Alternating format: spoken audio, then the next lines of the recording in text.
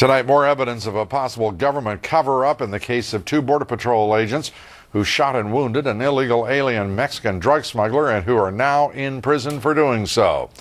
The Justice Department says it had no choice but to prosecute those two agents for the shooting, in part because it had no evidence against the drug smuggler.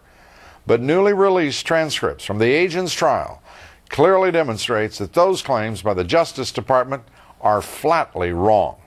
Casey Wyan reports.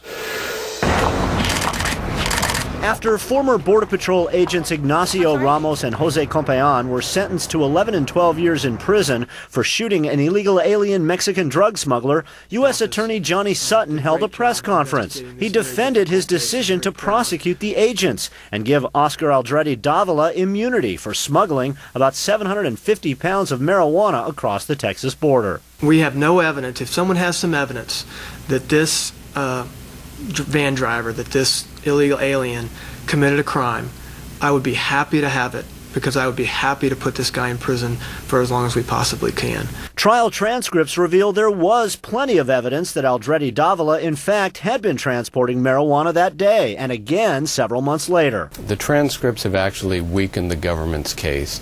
It shows the behind-the-scenes maneuverings of the Justice Department. It shows that the Justice Department clearly knew that Aldrete Davila was not just a small-time drug dealer, but a big-time cartel member who smuggled numerous times. Aldrete Davila admitted to another Border Patrol agent, a friend of the family, that he was smuggling a load of dope the day he was shot. That admission came several days before prosecutors gave Aldrete Davila immunity. Also, a Homeland Security Department investigator testified at the trial that the smuggler violated the terms of his immunity agreement. And the transcripts show prosecutors knew Aldrete Davila was connected to a second drug smuggling attempt.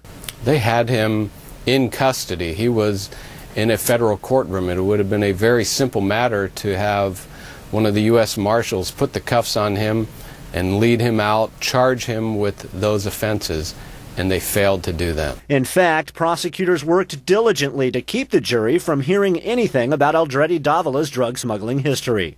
If someone has some evidence that Aldrete has committed a crime, I would love to have it, and we'd be happy to prosecute. To this day, the government continues to target the agents, not the smuggler. A spokesman for former Agent Compean's family tells us the Justice Department is now opposing a motion to release the agents on bond pending their appeal. It's a change from the government's position a few weeks ago when they did not oppose an earlier effort to allow the agents to remain free on bond. Lou. This Justice Department, Casey, it seems, has a lot to answer for, as does the Department of Homeland Security. Clearly lying to members of Congress.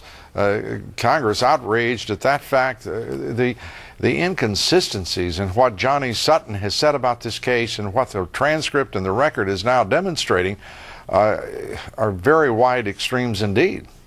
Absolutely, and there are those who believe the only way the truth is ever going to come out in this case is if an independent counsel with subpoena powers is appointed to look into it and uncover those secret documents, Lou.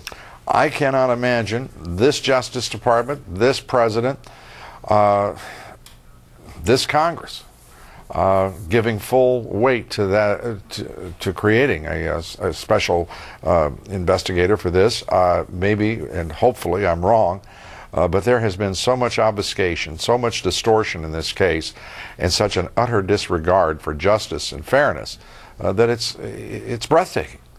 It sure is. We will point out, though, that I believe the number is 82 members of Congress have now supported a resolution or a bill that would at least congressionally pardon these two agents. So support is growing, Lou.